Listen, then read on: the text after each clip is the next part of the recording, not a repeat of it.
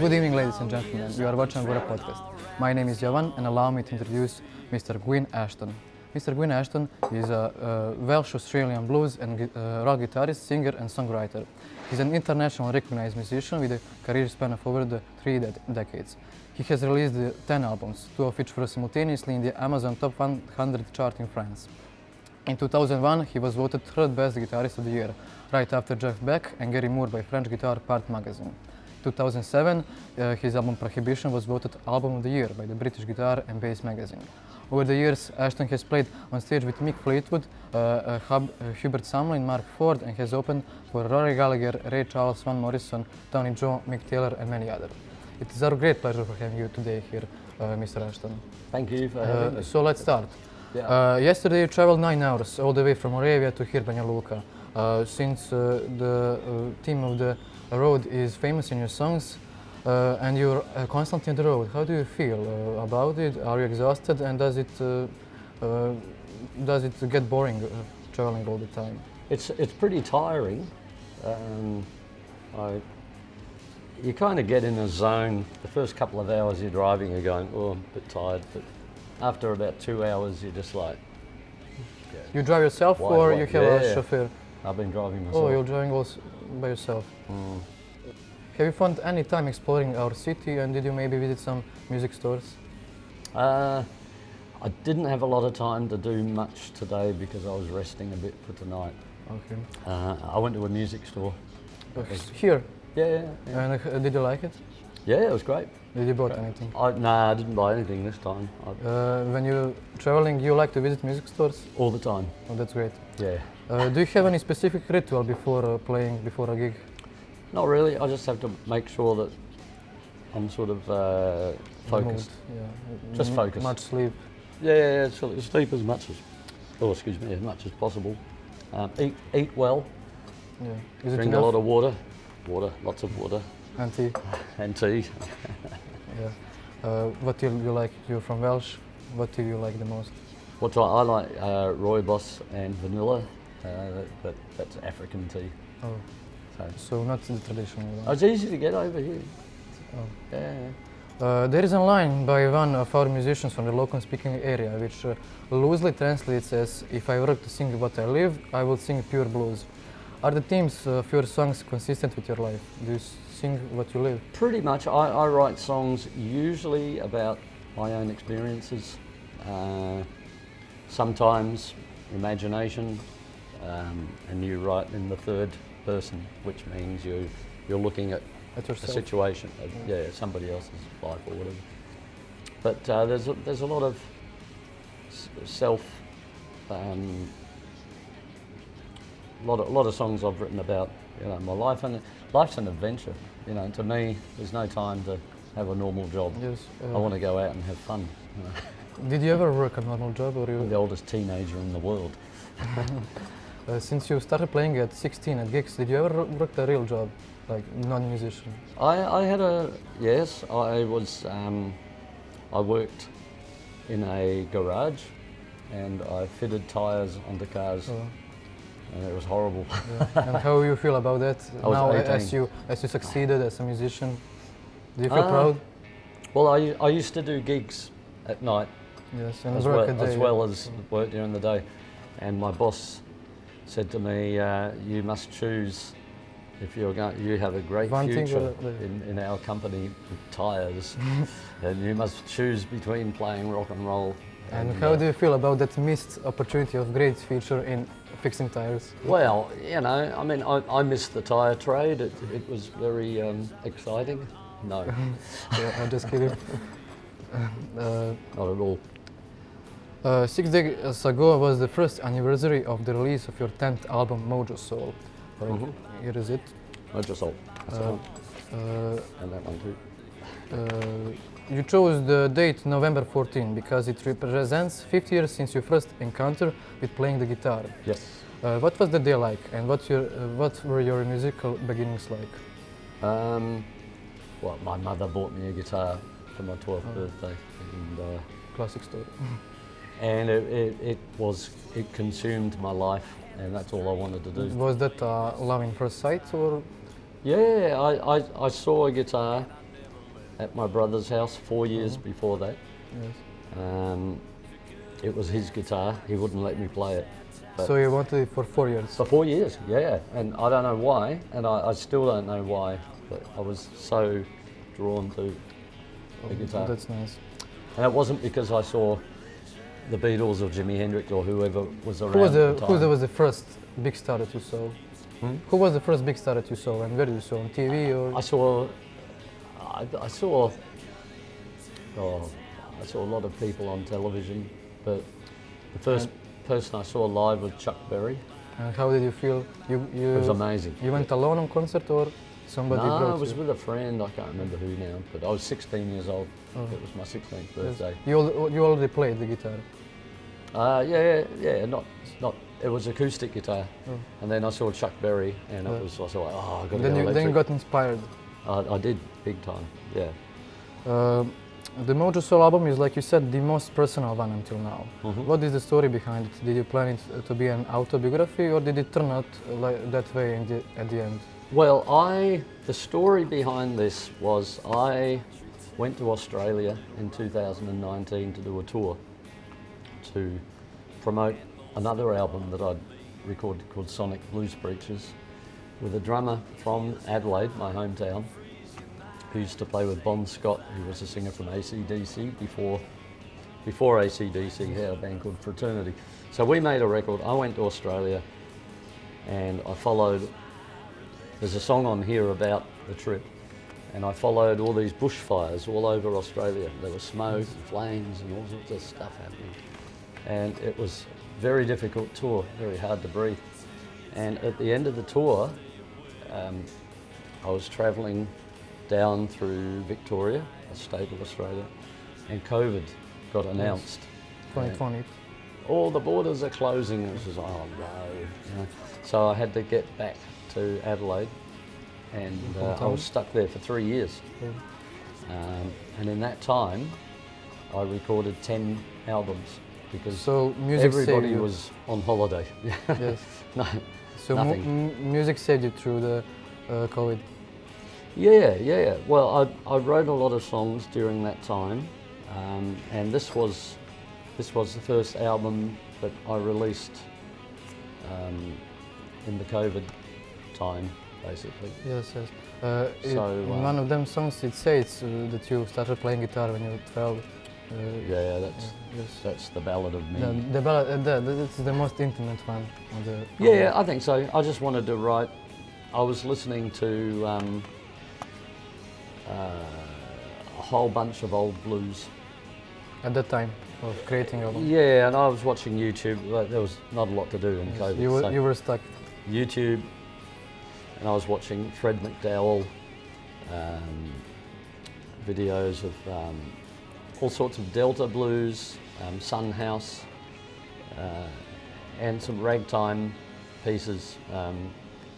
Big Bill Broonzy and all sorts of people. I wanted to write a song in that vein, and I just picked the guitar up and I just wrote a song about my life up to that stage. Yeah. When you started playing guitar at, let's say, 12 years old, what players were your biggest inspiration for playing and making music, and how did blues find a way to your heart? Blues was later. It was rock and roll first. When I was in school, I guess there was a bit of a 50s revival.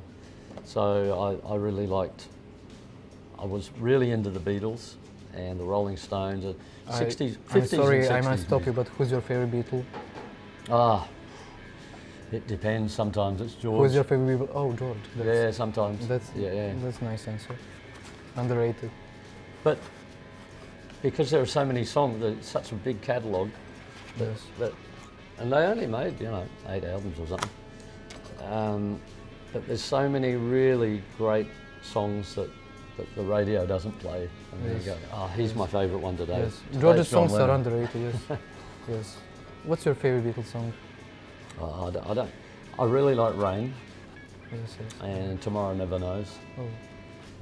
I like that 1966 era, but I love A Hard Day's Night. That's such a good, solid album. They're all. Every album has a story. Yes, they were like concept albums. Like Every album, yeah. And they published 2 because a year. of the era that they were in. 1963 sounds nothing like 1964. So that. Yes. Yeah. Do you think the Beatles influenced the most of music? Everything. Do you think they are greatest? They certainly influenced. But my first favourite guitar solo was in I Saw Her Standing There. Yes, I know. A great guitar tone. Yeah. So that set me on my way, but I like a lot of other music as well. And how did you go to blues? A friend took me to a concert. Oh, which concert? It was a band in Adelaide, a local band called Smokestack Lightning. And they were like a Chicago blues band, but I didn't know what it was then. And my other friend, he said, I'm going to take the band to see this blues band tonight. And the drummer didn't want to go. He said, that's for old people. And so I said, I'm up to listen to anything. And it changed my life that night. So, that's cool. So from then now you play the blues. I do. Yeah. Do you think that everyone that starts with rock goes into blues, or why didn't you stay in rock music? I still like rock music as well, and I like folk and country and Americana and jazz. Yes. I like all kinds of roots music, but the blues resonates with me. The most. When you look back on your playing career of the past 50 years, what moments are you most proud of? A lot of touring with bands like Status Quo, the English rock band. We played Wembley Arena and did all the arenas around the UK. That was in 1999, so it was a long time ago. Was it stressful? And then another concert with Rory Gallagher, and then with Ray Charles in France, Cognac Blues Festival. What would you like to relive, to experience? What would you like to experience again? What one concert? What I'd like to experience is making a lot of money. We'll talk about that. But again, that's not going to happen again because it never really happened in the first place. So what will you change then? Will you transition into modern music or? I try to stay a little bit current as well. I have another album coming out next year, which is a fairly current sounding album. It's with a band. But what I'd like to experience again is playing alongside some of the people that have died. Because they all went too young. So, you are lucky. I'm holding on. I don't want to go yet. You are lucky. How do you see today's blues/rock scene? It's pretty healthy. There's a lot of people doing it out there. Maybe some names. My favourite stuff is from people like Ry Cooder. He's still current. Bonnie Raitt. And I love listening to John Lee Hooker. I'm looking around the walls and seeing all these pictures of great blues people. Jimi Hendrix over there and Ray Charles. Look at them all. They're all up there. So is there a hope for the future? I think so. Yeah, I think we need more young people getting into this sort of music. And, because it goes through phases. It took the Rolling Stones, they were the young guys in 1963 or 4, and they reintroduced the blues to the American market, and they went to America, and because of the Rolling Stones, the Yardbirds and the Pretty Things, all the classic blues, people like Muddy Waters, Howlin' Wolf, Sonny Boy Williams, and Freddie King, they all had a career boost because the white English guys were talking about them to the American audiences, and they were going, promoted it. We didn't know we had these people here. So do you think that the new B.B. King or let's say Rory Gallagher can be born again? Well, I think everybody has their own blues, their own stories to tell. Yeah, I don't think they'll ever be that level of greatness of artists. Can it be born again? If they practice enough, yeah. Do you believe it? It could all be great. There's some guys like that. Kingfish, he's great. He's a young guy carrying on the tradition. And I love the Black Keys. And I like a lot of the Mississippi guys, but a lot of the young people have the danger is the young black people not listening to blues anymore. They're sort of more listening to hip hop or whatever they're listening to. That came in 90s, yes. So that's hard because the blues came from, you know... Much earlier. Huh? Much earlier than hip hop. Yeah, but it came from hardship and, you know, struggles or whatever. So I think it'll always be there. It'll just evolve with different shapes, grooves or beats or whatever, you know. Yes. And we'll have new ways of playing it with electronic instruments. That's my next question. You have witnessed great transformations within the music scene in your lifetime. Would you like to go back in time, and do you see a place for yourself in today's global music scene? Would you like to go back in time because you witnessed such transformations in music? I'd love to have a time machine and go back to the Mississippi Delta. Which year? Yeah. Which year would you like to which go year? back? 1936 and see Robert Johnson. Oh. Yeah. Do you see a place for yourself in today's global music scene? Well, I like to think I do. You know, and while I think that I'm relevant to 2023, I'll stay alive. You know. Yes. If you give up, you know, there's no point in giving up. Yes. You've got to keep out there doing it. And there are a lot of people touring around now that are keeping the blues alive, which is great. Are there visitors on your shows? Is there a support for you still? Yeah. Where do you have the best time on your tour? I tour so many countries, you know. You've been in Central Europe in the past years. Yeah, I've got a very good situation in the Czech Republic and Slovakia, and now I'm trying to bring my music down to your country. When did you last time play in Australia? Australia, I was there in February this year. And how was it to play in your home country? It was great. I like to go back and do it there and then come back and do it all over Do here. you usually write albums in Australia while you're there? You usually write albums while you're in Australia? I have a good touring network.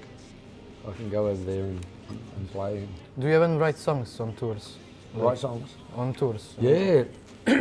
Usually during sound check. Oh. I just mess about and go, oh, that sounds good, and then I record it. I put my phone on, record, and... Did you find maybe now some riff? When you no, not really. I haven't done a proper sound check yet. We're unlucky. Yeah. What would you advise young musicians who want to follow the path you have chosen? I think you have to... There are a lot of sacrifices you have to make. You have to... Best thing to do is for every musician to listen and take in all types of music, and to stay healthy on the road is really important, and appreciate all forms of music, blues, rock, jazz, whatever. What about modern music? Modern music? Yeah. Yeah, well, there's some pop music that's pretty good, but I prefer old pop music.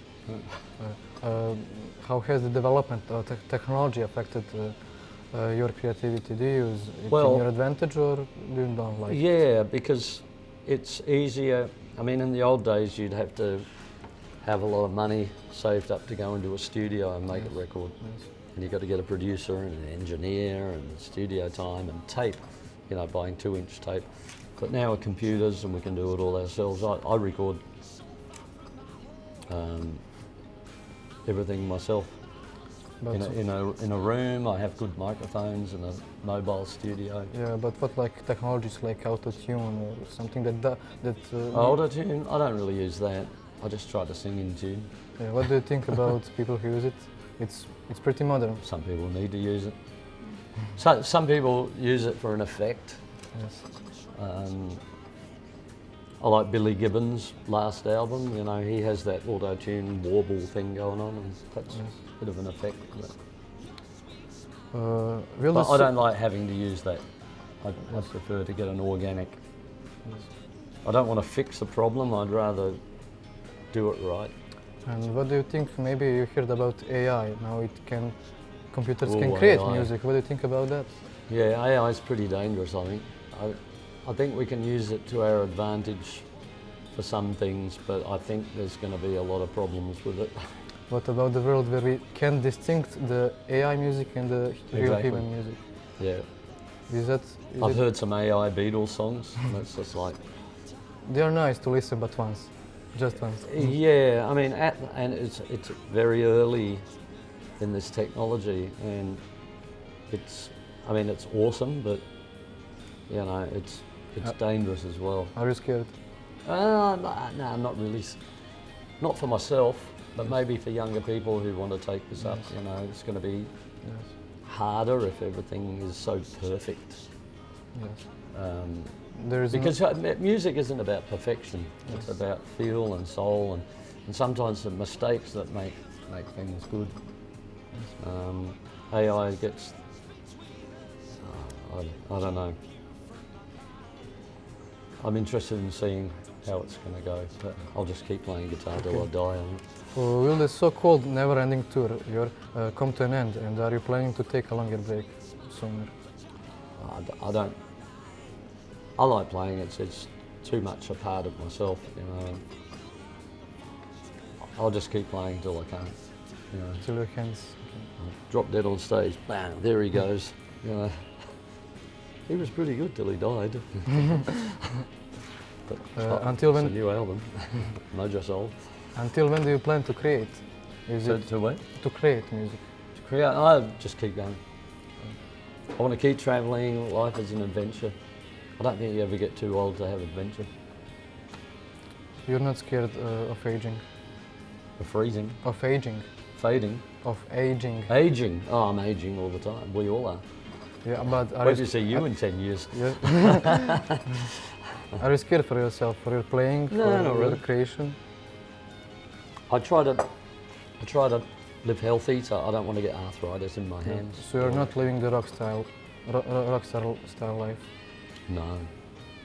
Did you experience it? No. Not even in the 90s when you played on Wembley? No. I've never drunk. So you were in the backstage? I've only ever drunk water, lemon and tea. So you were in the backstage looking at other guys getting drunk and you drank? Oh yeah, all the time. When I was a kid. That's why I never drank. Let's see them now. Yeah, exactly. Oh well, some of them aren't with us anymore, which is really sad. Yeah. Do you feel bad about it? I feel bad, you know, but I want to survive myself, you know. That's the most important thing. If you could share the stage with anyone you want for one last performance, who would it be? Oh, wow. Jimi Hendrix, maybe. He was, or Django Reinhardt or Les Paul. Les Paul.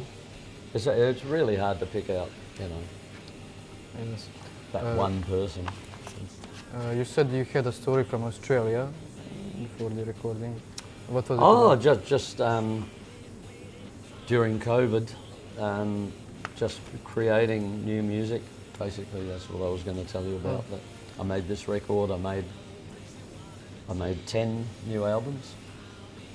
10 new albums. Yeah. So. Are they? When are they going to be published? One a year. 1 a year. Maybe 2. Don't know. See how it goes. But they're all different albums. This is a blues acoustic album, really. And there's an album of sort of. You'll have to see. I'm not going to give any secrets away. Can you share a name, maybe, of album next? I don't know. Names sort of come when you're mixing the album. How do you write lyrics? I don't know. They come to me. Do you ever take a pen and think, or they just flow in? It's different. Sometimes I pick up the guitar and start playing, and I'll go, oh, that sounds good. And then I might hear one line, and I'll just go, somebody might say something, and I'm like, oh, that'll make a good song.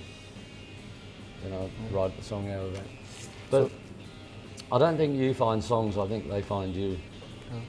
Somehow. They just sort of, the more you do it, sometimes it gets easier, sometimes it gets harder because you can't keep writing about the same subject all the time. So after 10 albums, it's just like, I've got to start writing about something different. What themes is most easier for you to write? Is it some basic everyday themes or your life? Bit of both. Yeah, it's How do you feel sharing the intimacy of your life with other people? How do you feel with sharing intimacy of your life, of your autobiography with other people? Oh, well, I don't go into all the details. Yes, but emotions. Yeah, the ones, yeah. I mean, sometimes you change things a little bit because you don't want it literal about your life. Some of these are. Your last album, like you said, is autobiography. Is it completely autobiographical or just some parts? I can't remember now. No, I have a songwriting partner as well. He's a lyricist in Melbourne, and he wrote the lyrics to 3. And there's a political song about so, like you said, war, you don't. and there's all sorts of stuff. You don't drink alcohol. You don't do any bad stuff. Where do you find inspiration? Watching other people. Watching other people. Yeah. What you see? And sometimes you can imagine a story about somebody. What you usually see? What you usually see? What I usually see? Could be anything. I mean, are the times gotten better or worse while watching other people? Sometimes I look at other people and go, I'm lucky. Sometimes because they're going through something that I'm not, or whatever. I mean, it really depends on the situation.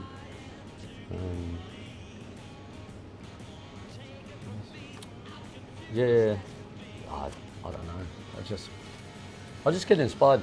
Sometimes somebody can tell me a story and I'll write a song about it. Do you first write music or lyrics? It's a bit of both. Sometimes, most of the time I'll come up with a guitar riff. Yes. I'll be like Keith Richards and Mick Jagger, Keith would come up with a guitar riff and Mick would write the words. Or sometimes if somebody says something and it's a really good line, you can imagine a rhythm that goes with it. Yes. And then I'll play the guitar with the rhythm that I hear in my head and sing that line. So since you have, it's all different, every song. Since you have 63 years, how do you still manage to play a one-man band? Did you ever think about changing to just one instrument, maybe just vocals or guitar? Or? I've got band projects as well. But for instance, for this evening, you're performing alone. How do you still manage it to stay in that shape, in that form, with all these years back? It takes a lot of practice. It's a good workout. It's better than going to the gym. You go to gym still? No, that's my gym there. Oh. No, I like. It's just a different thing to do. Play it solo. I love playing solo. I love playing with a band as well. Yes. Who was the most influential band member that played with you?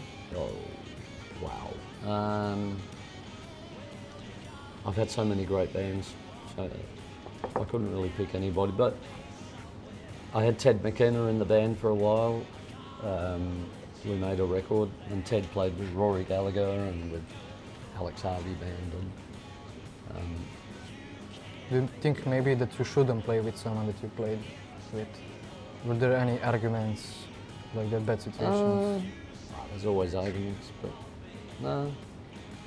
So because you're a virtuoso, you're usually perform as a one-man band, I think that maybe there can be some misunderstanding between the band players. Well, as a one-man band, I play the drums and everything. Yeah, but if you play in a bigger band, does it? But I argue with myself. I throw myself out of the band. I go, "You're fired." I'm like, okay. Yes. That's been all for tonight. We'll see you on the stage. And it was a pleasure for me to have this conversation. Thank you for having me, and buy my album, Mojo Soul, the new album.